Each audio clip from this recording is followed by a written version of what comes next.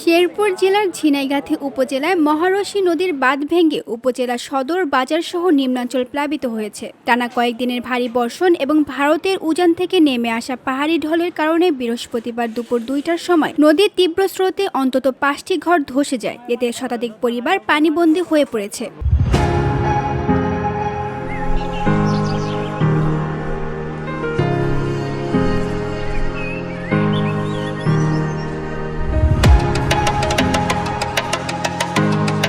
স্থানীয়রা জানান, মহারশী ও সোমেশ্বরী নদীর পানি বৃহস্পতিবার দুপুর থেকে দ্রুত বেড়ে যায়। এক পর্যায়ে মহারশী নদীর বাঁধ ভেঙে লোকালয় ও উপজেলা সদর বাজারে পানি প্রবেশ শুরু করে। খৈলকুড়া বাজারে পানির তীব্র স্রোতে অন্তত 10টি কাঁচা বাড়িঘর ভেসে যায়। এই বাঁধ নির্মাণের জন্য আমরা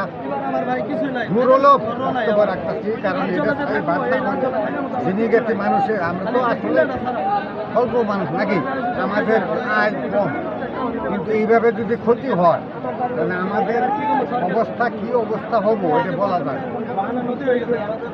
কৃষি বিভাগ জানিয়েছে, পাহাড়ি ঢলের কারণে ঝিনাইগাতি উপজেলার 113 হেক্টর রোপা আমন আবাদ পানির নিচে নিমজ্জিত হয়েছে। পানি আরও বাড়লে ক্ষতিগ্রস্ত জমির পরিমাণ আরও বেড়ে যেতে পারে। ঝিনাইগাতি উপজেলা নির্বাহী কর্মকর্তা মোহাম্মদ আশরাফুল আলম রাসেল জানান, প্লাবিত এলাকায় ইতিমধ্যেই পরিদর্শন করা হয়েছে। বন্যা পরিস্থিতি মোকাবেলায় পর্যাপ্ত শুকনো খাবার এবং পানিবন্দী মানুষদের উদ্ধারের জন্য রেস্কিউ টিম প্রস্তুত রাখা হয়েছে। VOD Bangla news desk.